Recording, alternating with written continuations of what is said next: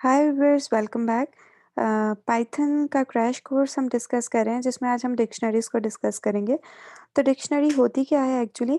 जिस तरह से आप रियल लाइफ में रिलेटेड इन्फॉर्मेशन को आप डिक्शनरी से सॉर्ट आउट करते हो, वहाँ से आप सर्च करते हो, इसी तरह से पाइथन में भी डिक्शनरी का कॉन्सेप्ट है। You will learn how to access in this tutorial. You will learn how to access the information once it is stored in dictionary and how to modify that information. तो it is very simple. हम start करते हैं dictionary से। तो dictionary के बारे में आपको एक छोटा सा जनरल नॉलेज का थोड़ा मैं आपको गाइड करती हूँ। वो ये होती है, जैसे आपके पास दो चीज़ें हैं, एक है की और दूसरी है आपके पास एक्चुअल वैल्यू। ठीक, तो डिक्शनरी में पाइथन के अंदर दो इम्पॉर्टेंट कॉन्सेप्ट्स हैं, एक है की और एक है वैल्यू। तो यहाँ पर मैं लिखती हूँ टर्म, एक है की और दूसरी है वैल्यू। अगर आपके पास की है तो इट मीन कि आप क्या कर सकते हो, ऑटोमेटिकली उस वैल्यू को एक्सेस कर सकते हो। इसका मतलब हुआ कि जब हमने डिक्शनरी से किसी आइटम को एक्सेस करना है तो how we will access that by using की। सो डिक्शनरी के अंदर डिक्शनरी थोड़ा बहुत जो है वो रिजेंबल करता है एरे या लिस्ट के साथ, लेकिन इसमें डिफरेंस ये होता है कि यहाँ पर आपके पास एक की होती है और उस की के थ्रू आप एक्सेस करते हो उसकी वैल्यू को। तो प्रैक्टिकली देखते हैं हम इसको थोड़ा टाइप करके कि ये कैसे एग्जिस्ट करती है। यहाँ पर मैं एक लिस्ट बनाती हूँ, एक जर्नल सी डिक्शनरी बनाती हूँ जिसको मैं डी टी से रिप्रेजेंट कर रही हूँ। डी टी है इक्वल टू का साइन यूज़ करूँगी और लिस्ट के लिए हम हमेशा डिक्शनरी के लिए हम हमेशा कर्ली ब्रैकेट यूज़ करते हैं। और कर्ली ब्रैकेट यूज़ करने के बाद यहाँ पर मैं एक ऐसी लिस्ट बनाऊँगी जिसमें मैं week of the day store करूँगी, जैसे Monday, Tuesday, Wednesday, Thursday, Friday, Saturday, Sunday. और हर एक की जो की है वो उसके स्टार्टिंग के 2 अल्फ़ाबेट्स होंगे, ठीक है? तो वो फिर कैसे बनेगी? अगर मैं मंडे की बनाऊँ तो स्टार्टिंग के 2 अल्फ़ाबेट्स उसके बनेंगे MO, ठीक है? इसके बाद यूज़ होगा कोलन और कोलन के बाद मैं उसकी जो एक्चुअल में वैल्यू है वो बताऊँगी और एक्चुअल में उसकी वैल्यू क्या है? उसकी एक्चुअल वैल्यू है मंडे। ठीक है? उसके बाद यहाँ पर आ जाएगा इसका कॉमा, कॉमा के बाद मैं नेक्स्ट वैल्यू यहाँ पर एंटर करूँगी और नेक्स्ट वैल्यू अगेन होगी की क्या होगी उसकी फर्स्ट 2 वैल्यूज़, ट्यूसडे के लिए TU, ठीक है? देन कम्स कोलन और फिर उसके बाद यहाँ पर हम यूज़ करेंगे फुल वैल्यू जो कि क्या होगी Tuesday. Again we will use comma, comma के बाद वेडनेसडे की हो जाएगी WE और इसकी वैल्यू बन जाएगी वेडनेसडे पूरा। ठीक है? सिमिलरली कॉमा और इसके बाद यहाँ पर मैं यूज़ करूँगी क्या थर्सडे जिसकी की होगी TH और यहाँ पर कोलन और उसके बाद जो वैल्यू आएगी उसकी वो मैं यूज़ करूँगी कंप्लीट थर्सडे। अगर मैंने इन वैल्यूज़ को एक्सेस करना है जो कि डीटी के अंदर स्टोर्ड हैं तो how will I access them. मैंने पहले ही आपको बता दिया कि एक्सेस आप सिर्फ तब कर सकते हैं जब आपके पास की होगी, ठीक है? तो ये आपने एक सिंपल सी डिक्शनरी क्रिएट कर ली। So creating a dictionary is very simple and how you will access the values in dictionary. Dictionary में एक्सेस करने के लिए किसी भी वैल्यू के लिए आपके पास की होनी चाहिए। तो की आप कैसे एक्सेस करोगे? आप प्रिंट स्टेटमेंट में आप उसकी वैल्यू के साथ की पास कर दोगे, जैसे dt और यहाँ पे अगर मैं ट्यूसडे को एक्सेस करना चाहती हूँ तो मैं उसकी की पास करूँगी।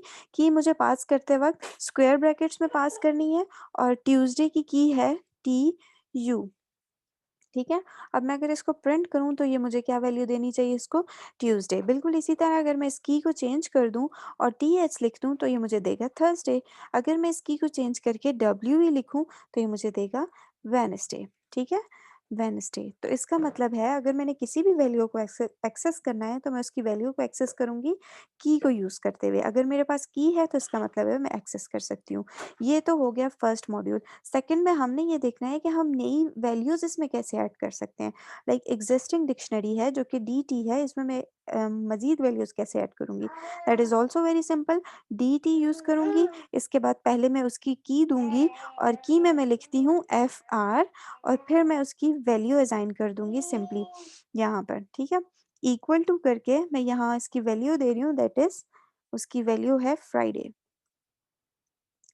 तो मैंने क्या किया, मैंने पहले की असाइन की और की असाइन को की सेलेक्ट की और की सेलेक्ट करने के बाद मैंने उसको एक वैल्यू असाइन कर दी है, ठीक है? तो ये हो गया।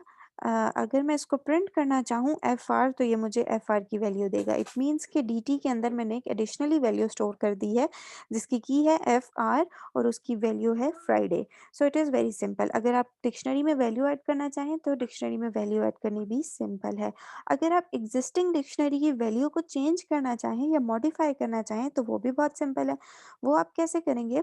आपने जिस भी वैल्यू को चेंज करना है, जैसे मंडे को अगर आप चेंज करते हैं तो आप उसकी की को एक्सेस करेंगे। उसकी की को एक्सेस करेंगे तो की को एक्सेस करती हूँ मैं MO करके और यहाँ पर मैं उसकी वैल्यू चेंज कर देती हूँ मंडे से संडे। ठीक है? सो this is how you modify the keys value. Sorry, यहाँ पर थोड़ा एरर आ गया है और एरर किस वजह से आया है?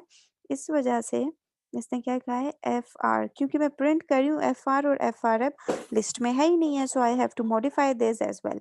तो ये हो गया कि मॉडिफाई आप कैसे कर सकते हो। अगर मैंने रिमूव करना है या मैं डिलीट करना है तो मैं डिलीट कैसे करूँगी? डिलीट करने का बहुत सिंपल सा तरीका है। मुझे डायरेक्टली यहाँ पे टाइप करना है DEL, that is for deletion, और इसके अंदर मुझे वो वैल्यू देनी है जिसको मैं डिलीट करना चाह रही हूँ। ठीक है? इसको मैं डिलीट करूँगी। अगर मैं पूरी डिक्शनरी प्रिंट करना चाह रही हूँ तो मुझे कोई भी यहाँ पर की पास नहीं करनी, और जिस की को मैं डिलीट करना चाह रही हूँ उस की का मैंने यहाँ पर मेंशन कर दिया है डिलीट के साथ।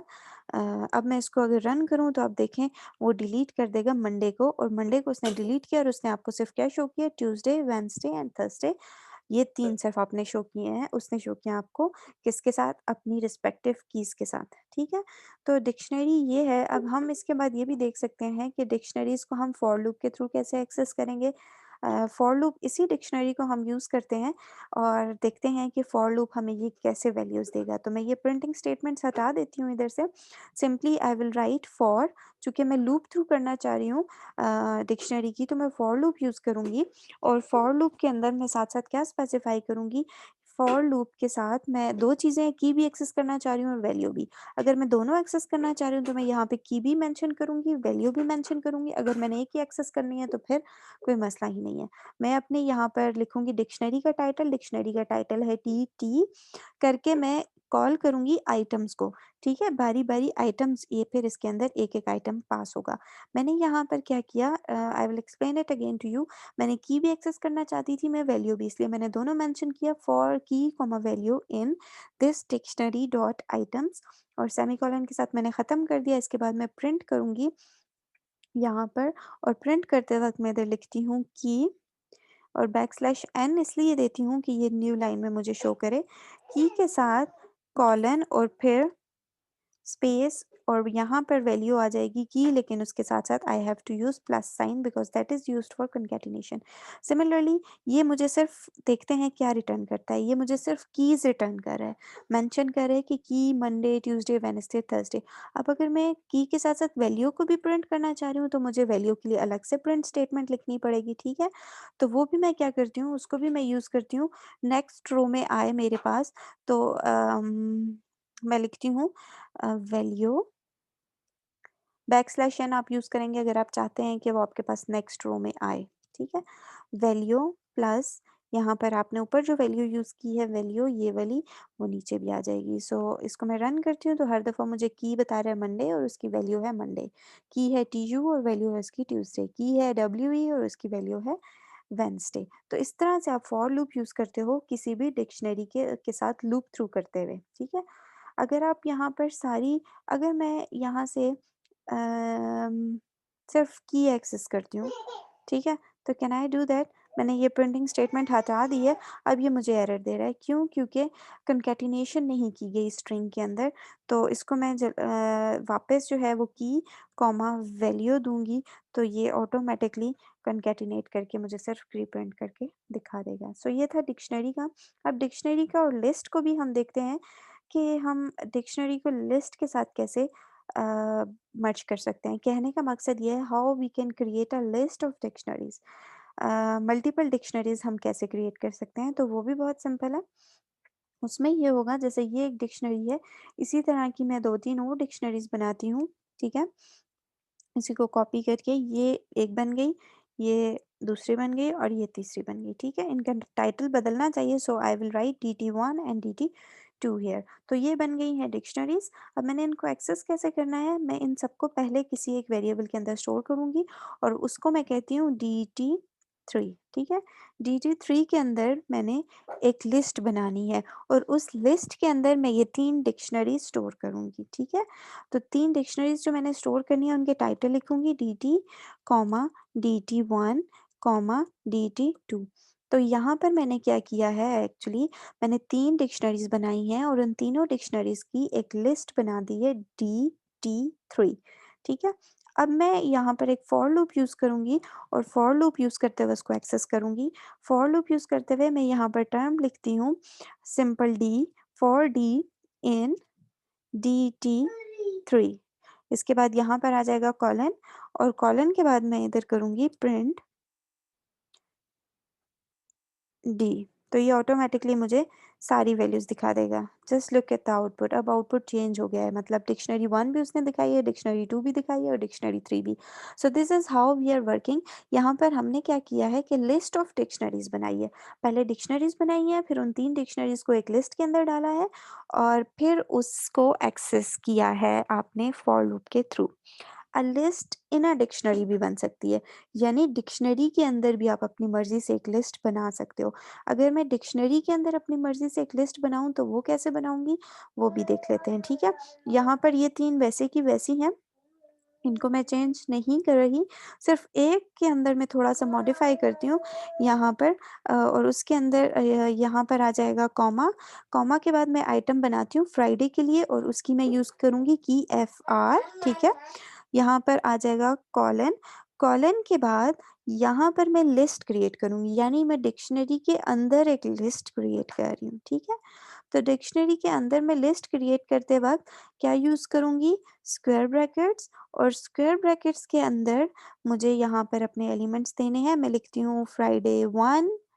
ठीक है, कॉमा सेपरेटेड होने चाहिए, कॉमा फ्राइडे 2।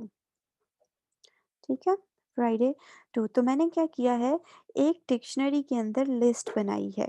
क्या किया मैंने, एक डिक्शनरी के अंदर लिस्ट बनाई है। तो ये डिक्शनरी के अंदर लिस्ट इस तरीके से बनती है। अब हम अगर इसको रन करके चेक करें तो आप देखें इसके अंदर लास्ट वाली जो डी3 डिक्शनरी है उसके अंदर मैंने एक लिस्ट बनाई थी और वो यहाँ पर शो भी हो रही है। ठीक है, इसके अलावा आप डिक्शनरी के अंदर भी डिक्शनरी बना सकते हो further, that is also very simple. Dictionary के अंदर डिक्शनरी आप कैसे बनाओगे, जैसे कॉमा है, यहाँ से आप अपनी नई डिक्शनरी स्टार्ट कर दो। ठीक है, इसको कॉमा देकर आप नई डिक्शनरी यहाँ से स्टार्ट कर दो।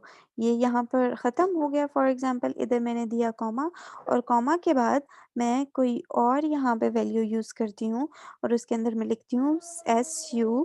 ठीक है, और SU के बाद कॉलन और फिर यहाँ पर मैं कर्ली ब्रैकेट्स यूज़ कर रही हूँ और कर्ली ब्रैकेट्स के अंदर मैं स्पेसिफ़ाई करती हूँ कीज़ और वैल्यूज़। की है SUN।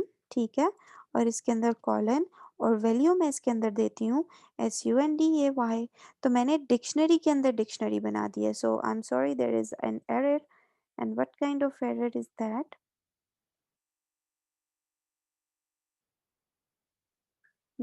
Sorry, I forgot to close it of.